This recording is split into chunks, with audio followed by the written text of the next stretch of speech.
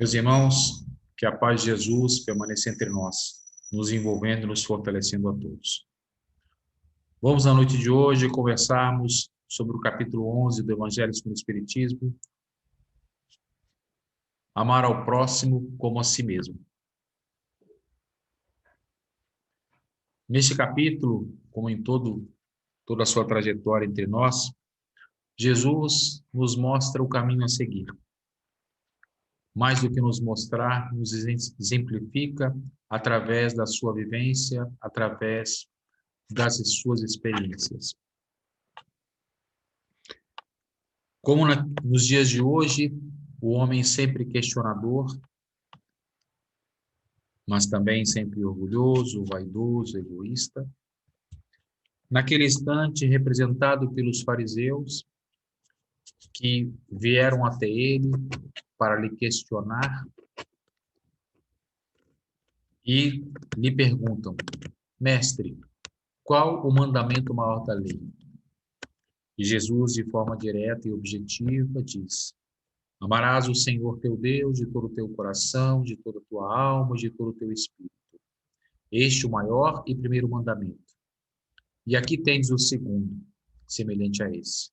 Amarás o teu próximo como a ti mesmo.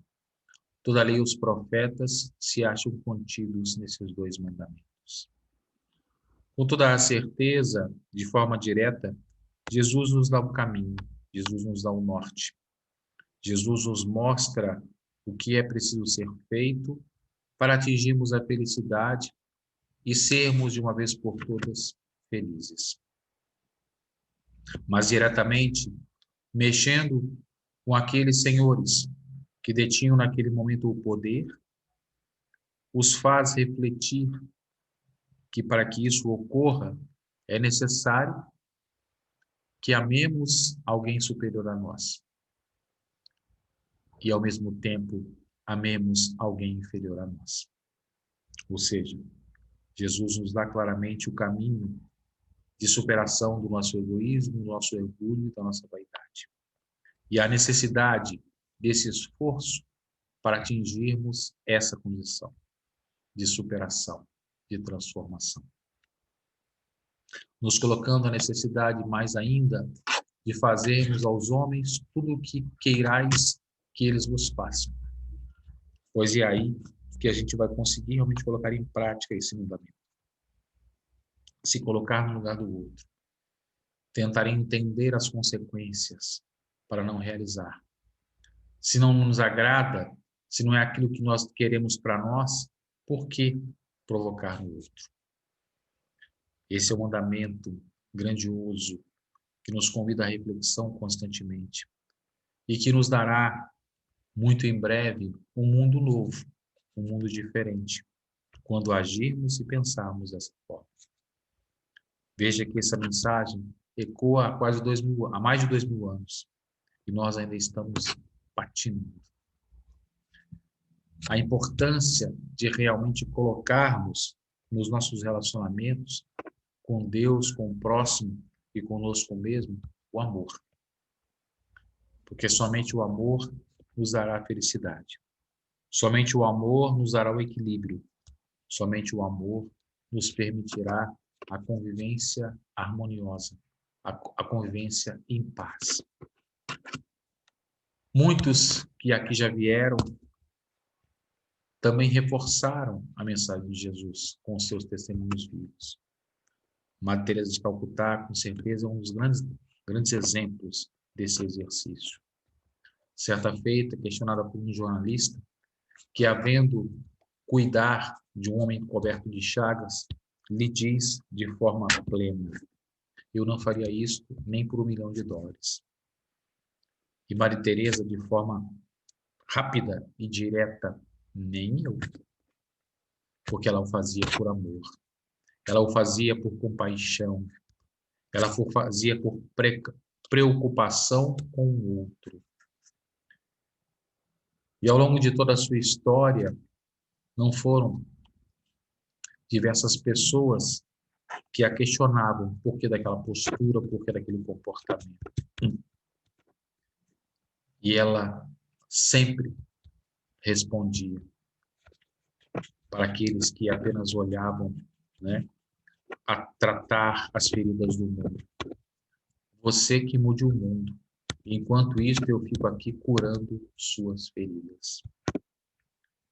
Simplesmente trabalhar. Simplesmente realizar a sua parte. Amando, respeitando, compreendendo os limites do outro, compreendendo as dificuldades do outro, mas em nenhum momento deixando de fazer aquilo que podia ser feito, aquilo que era conhecido e que era do seu domínio. Veja que mensagem fantástica, veja que mensagem maravilhosa para as nossas reflexões. Nós que muitas vezes procuramos formas gigantescas, grandes frações, grandes equações, para problemas pequenos ou para problemas grandes. Quando simplesmente, se fizermos a nossa parte com amor e com equilíbrio, tudo se resolve, tudo se transforma. Por isso que ela se tornou a mãe. Por isso ela se tornou a benfeitora tão valorosa. Porque, acima de tudo, tinha como base nos seus relacionamentos, no que tange ao próximo, fazer tudo o que gostaria que fosse feita a ela. Com isso, consequentemente, ama o próximo como a si mesmo. E, naturalmente, agindo e vivenciando dessa forma, cria com Deus essa relação de compaixão, essa relação de superação, essa relação de espírito imortal que tem como objetivo maior a evolução, a perfeição e, por consequência, a felicidade. Mas Jesus, que soube usar as palavras mais diretas com os fariseus, os doutores, também sabia usar as suas palavras com os mais humildes, com aqueles que não eram tão conhecedores das coisas assim. E certa feita, como em vários outros momentos, falando por parábolas, disse mais ou menos assim: chegam até ele, até o Senhor, uma pessoa que lhe deve 10.000 talentos. Mas como não tinha meios de os pagar, mandou seu senhor que os vendessem a ele, sua mulher, seus filhos e tudo o que lhe pertencesse, para pagamento da dívida. O servidor, lançando-lhe aos pés, o conjurava, dizendo: Senhor, tenha um pouco de paciência e eu te pagarei tudo. Então o senhor, tocado de compaixão, deixou-o ir e lhe perdoou a dívida. Veja, 10.000 talentos, uma substância bastante significativa para aqueles tempos. E o Senhor, de forma como compaixão, como atitude de compreensão das dificuldades alheias, o perdoa a dívida.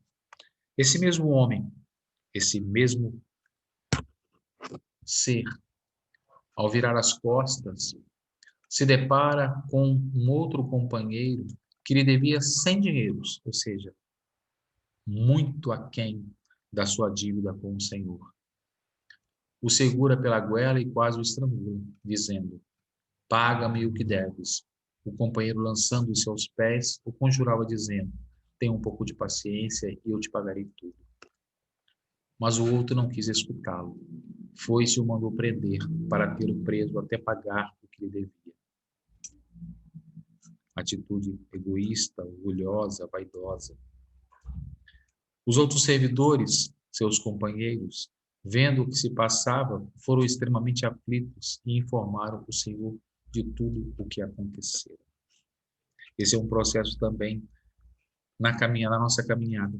As pessoas a nos observarem e muitas vezes a levarem os acontecimentos à sua moda para aqueles que ouvem, criando muitas vezes, inclusive, fatos novos.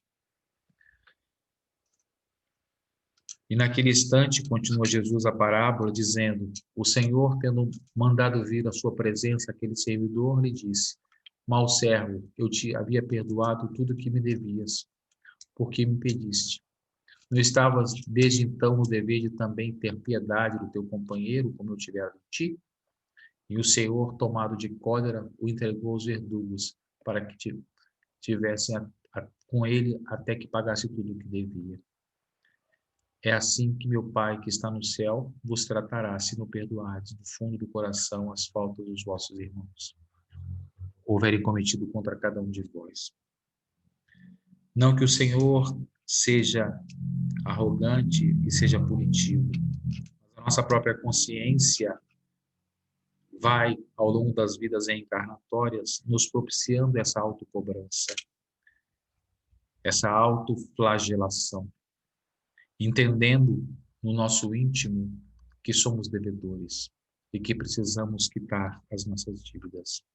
E o convite é constante para esse ressarcimento perante as leis divinas, através do exercício do amor ao próximo, através do perdão, através da caridade, através da fraternidade, através do respeito mútuo, através da luta, do bom combate contra o egoísmo, contra o orgulho, contra a vaidade, que tanto atrapalham as nossas relações, dividem as nossas instituições, dividem o nosso mundo em um mundo de lá e um mundo de cá, entre as situações X e Y, entre valores e percepções diferenciadas.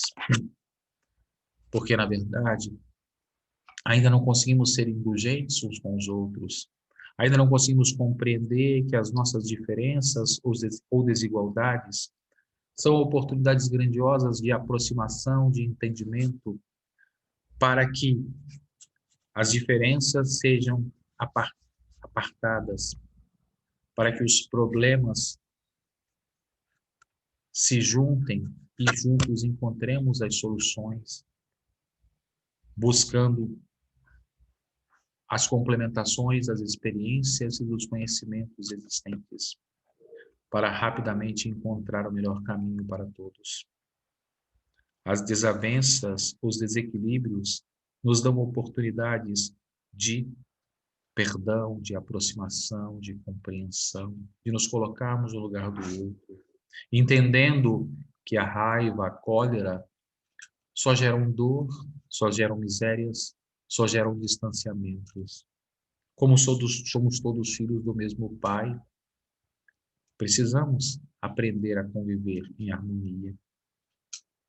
E entendendo muito bem outra máxima do Cristo, quando certa feita foi interpelado, dizendo-lhes que sua mãe e seus irmãos estavam lá fora, o esperando e queriam estar com ele naquele instante.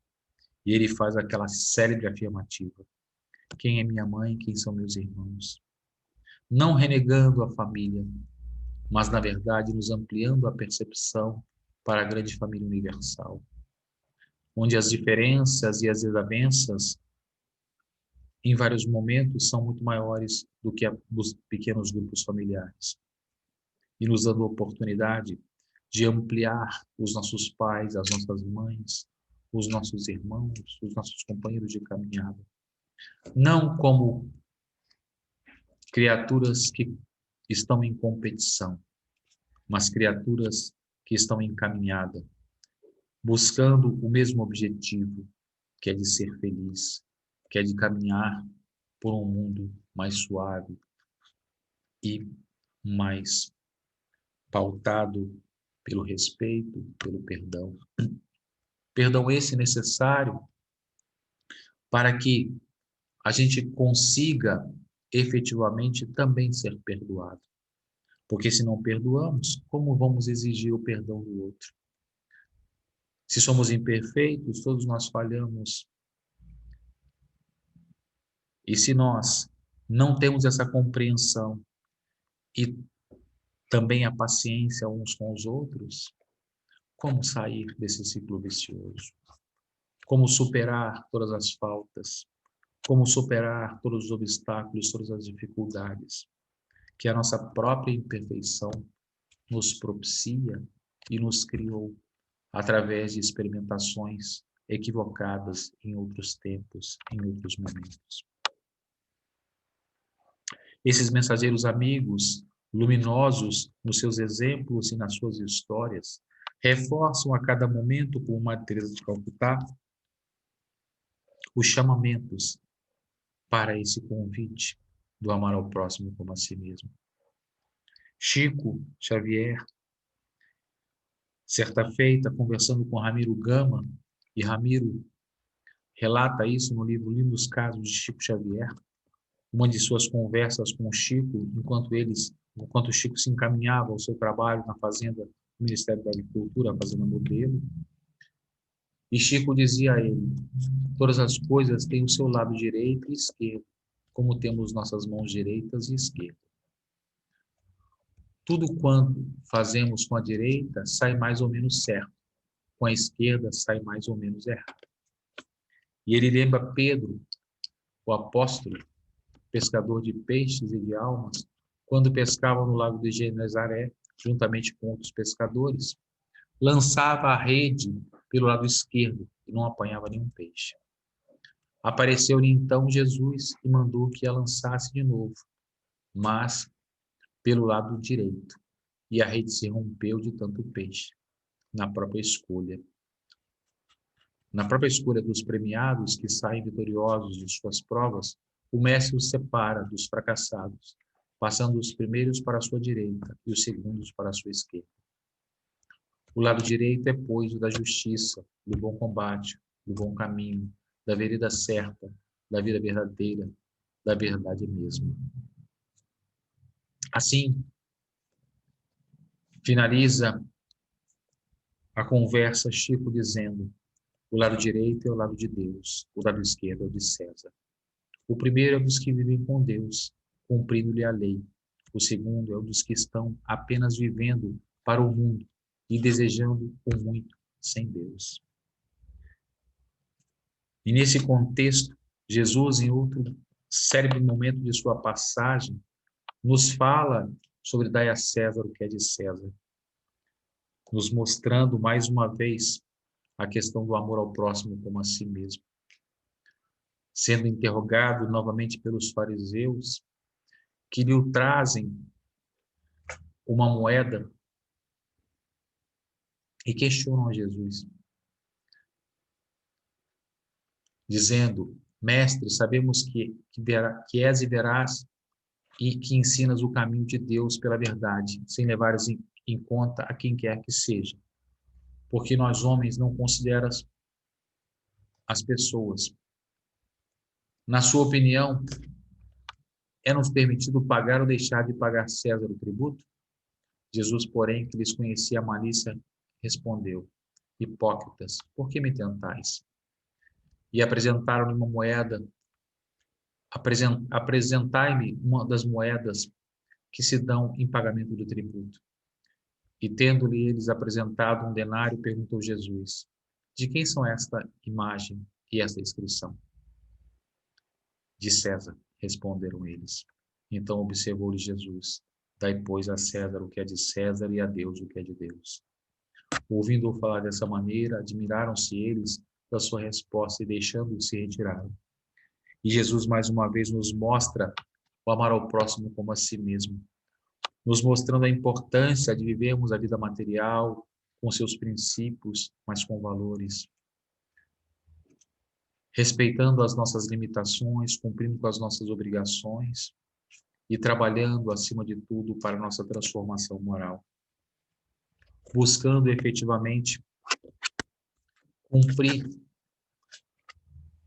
e respeitar o nosso semelhante, sem nenhum prejuízo material ou moral para quem quer que seja.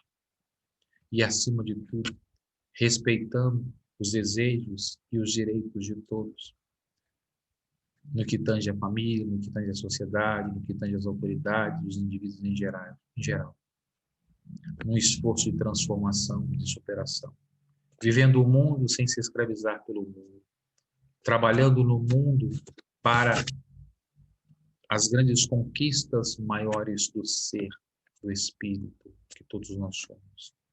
Que momentaneamente vestidos do corpo físico, caminhamos na terra material. E precisamos aproveitar de todas as ferramentas disponíveis para a grande construção do amanhã, do porvir espiritual, o qual todos nós estamos destinados à perfeição. Trabalhando e cumprindo e respeitando as leis humanas, buscando as adequações, os ajustes, as transformações dessas leis, para que as coisas se tornem cada vez mais equilibradas e mais equitativas no mundo que vivemos. E nesse exercício, nessa prática, gradativamente vencendo os nossos sentimentos de egoísmo, de orgulho, de vaidade. E com essa superação, com esse entendimento, com essa renovação, começando a respeitar e finalmente até amarmos, nos amarmos uns aos outros. É um processo, é um exercício de construção que precisa de coragem, que precisa de capacitação, que precisa de boa vontade, dedicação, perseverança, para que a gente construa esse novo homem, renovando o homem velho que trazemos, ainda longe da lei do amor, mas sedento por amar e ser amado. Que em função dessa busca, muitas vezes apaixonada, se desequilibra, se descalibra, comete os excessos. Excessos esses que cada vez mais vão aterrorizando com as consequências que causam, com as consequências que geram para as criaturas e para a própria sociedade. Vide aí todos os exemplos do ciúme doentio, dos desvarios,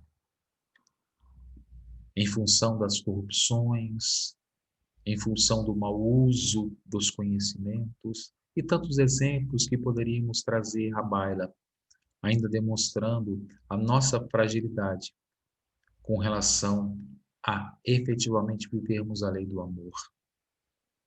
Mas é um processo de aprendizado. E a escolha pelo caminho mais difícil tem sido nossa.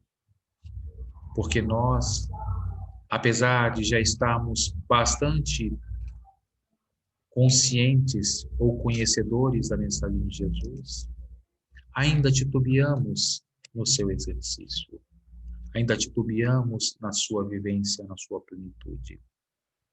Mas cada vez mais estamos sendo convidados à reflexão para mudarmos a nossa trajetória. De uma vez por todas, em aprendizados ainda dolorosos, irmos nos renovando, irmos nos transformando e gerando, ao invés de ódio, ao invés de revides, ao invés de medo, ao invés de discordâncias, conseguimos vivenciarmos o amor, conseguimos vivenciarmos o respeito, conseguimos vivenciar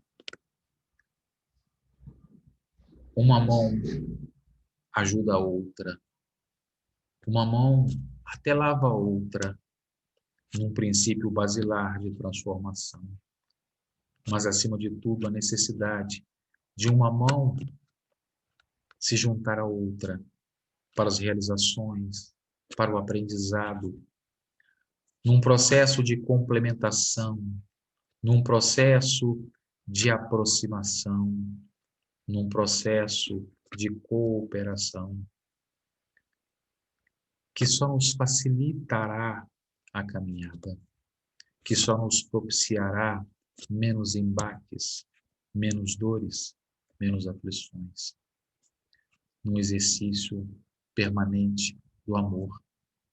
Exercício esse que já passamos por algumas etapas, até porque somos seres inteligentes e precisamos sair, e já saímos com toda certeza, da cessação dos instintos, que são basilares, embriões de todo esse processo, já vivenciando os momentos das sensações, que vão gerando corrupções, vão gerando excessos, mas que é um processo natural, na medida que essa depuração vai ocorrendo com a instrução e com a depuração, gerando sentimentos que cada vez mais vão sendo depurados, vão sendo transformados, até chegar o momento do ápice, que é vivermos e sermos amor, dentro de um processo natural de evolução, de transformação, onde efetivamente a aplicação do amor vai sendo ampliada a partir da família, do credo religioso, dos companheiros de credo religioso, da nossa nação, da nossa cidade, do nosso estado, até para toda a humanidade. O exercício permanente e constante de ampliação desses sentimentos, de separação para a união, de revanche para a cooperação, para equilíbrio, para melhoria, cujo grande objetivo é vencer a grande chaga da humanidade, que é o egoísmo.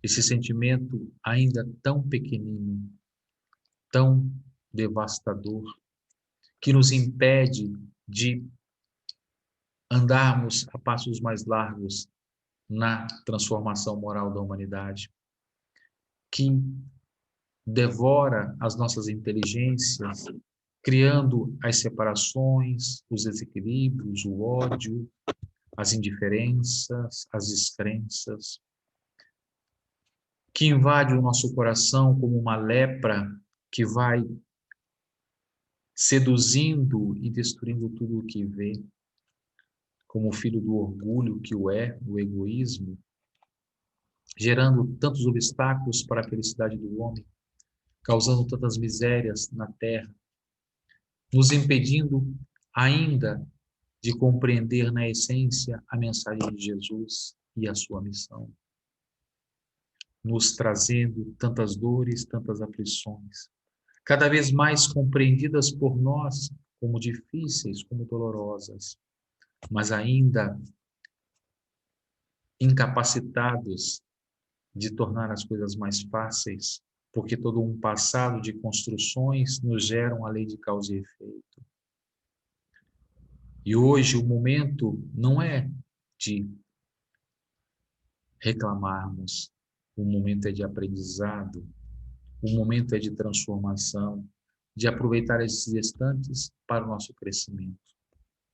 Aproveitando os grandes exemplos, como a Madre Teresa, como Chico, como tantos outros. Como poderíamos aproveitar o grande exemplo do próprio Cristo, deixando de ser exemplo para ser modus operandi do nosso viver, lembrando que Jesus se sacrificou pela humanidade, nos amando, nos amparando, contra um Pilatos que lava suas mãos e que o entrega ao suplício. Estamos caminhando, mas ainda temos esses dois referenciais à nossa frente, Pilatos e Jesus. Como cada um de nós tem se comportado? Egoísta ou caridoso? É a nossa reflexão. Só nós podemos responder por tudo isso.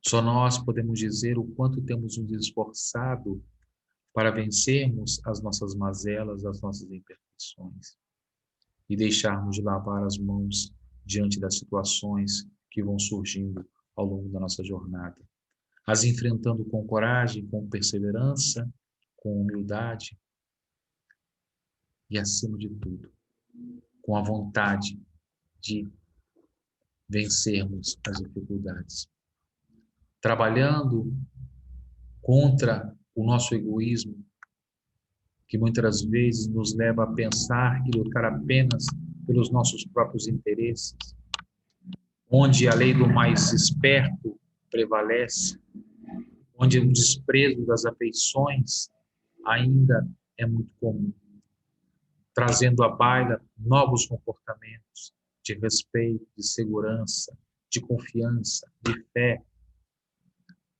mas, acima de tudo, de busca de renovação, de transformação, de superação. E a base de tudo isso é a fé, que nos faz viver com sacrifícios, mas com confiança, com a certeza de que tudo pode ser superado. E não apenas por impulsos, gerando esses altos e baixos da nossa caminhada, que ainda nos propiciam tantas dificuldades, tantas dores, e que muitas vezes nos fazem, inclusive, duvidar da própria mensagem, porque estamos ainda incipientes, inconsistentes nas nossas tratativas e nos nossos entendimentos. E é preciso realmente ganhar consistência com tudo isso. E esse processo, naturalmente, ele passa pelo esforço de compreensão dos nossos chamados inimigos ou dos diferentes do nosso pensamento, da nossa postura, buscando, num primeiro instante, quem sabe, não revidar, pelo menos. Num segundo instante, quem sabe, tentar ouvir as argumentações e as ponderações do outro lado, até chegarmos no instante mais adiante de buscarmos, talvez, orarmos por eles, se entendermos que os seus pensamentos e as suas atitudes estão fora dos nossos conceitos ou da nossa realidade, principalmente no que tange a posturas e atitudes ainda totalmente fora dos princípios da mensagem de Jesus e, consequentemente, de forma desrespeitosa, desequilibrada, egoísta, vaidosa, orgulhosa, mas que para o qual nós não temos ações diretas. Mas só de não revidarmos, só de não odiarmos, e quem sabe conseguirmos orarmos por eles, já buscarmos um novo ambiente ao nosso redor, até chegar um momento que vamos efetivamente conseguir perdoá-los pelas suas posturas, pelos seus comportamentos, e ao invés de tratá-los como seres à parte, inimigos, criminosos, buscarmos o convívio, buscarmos efetivamente estendermos as mãos e nos ajudarmos uns aos outros em caminhada. Porque com toda a certeza, o mais terrível dos criminosos tem coisas a nos ensinar, tem coisas a compartilhar conosco. E o fato de muitas vezes ainda estar com o coração endurecido e agindo de forma impensada, não significa que ele não tenha a condição de mudar. Nós precisamos criar ambientes mais favoráveis para o reequilíbrio, para a transformação, partindo dos nossos sentimentos, dos nossos corações. Se o mundo é de agressividade, buscarmos a serenidade, buscarmos a calma, a paciência, não a covardia, mas a serenidade daqueles que confiam e, acima de tudo, fazem a sua parte.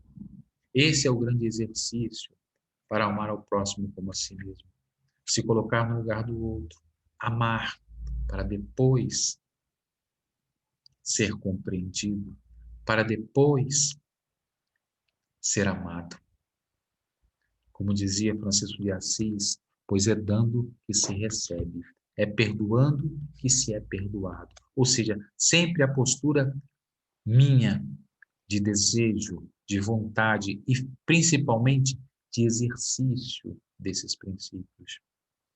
Saindo da nossa zona de conforto e não esperando que o mundo se modifique ao nosso redor, mas fazendo as mudanças a partir de nós. Com toda a certeza, nesse contexto, nesse exercício, vamos gradativamente mudando o mundo, o nosso mundo íntimo, e, por consequência, mudando o nosso mundo ao redor. E esse amar ao próximo como a si mesmo, dito por Jesus há mais de 2000 anos, e que ainda ecoa nos nossos ouvidos como uma poesia, como uma beleza incalculável, e que precisamos, mais do que nunca, colocar em prática no nosso caminhar, entendendo que todos nós que aqui nos encontramos estamos em caminhada rumo à perfeição, rumo à felicidade.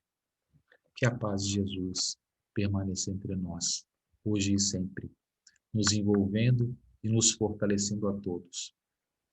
Que Jesus, o nosso Mestre maior, nos ampare e nos fortaleça agora e sempre, sabedores de que somos filhos do mesmo Pai e que todos podemos chegar à felicidade. Graças a Deus.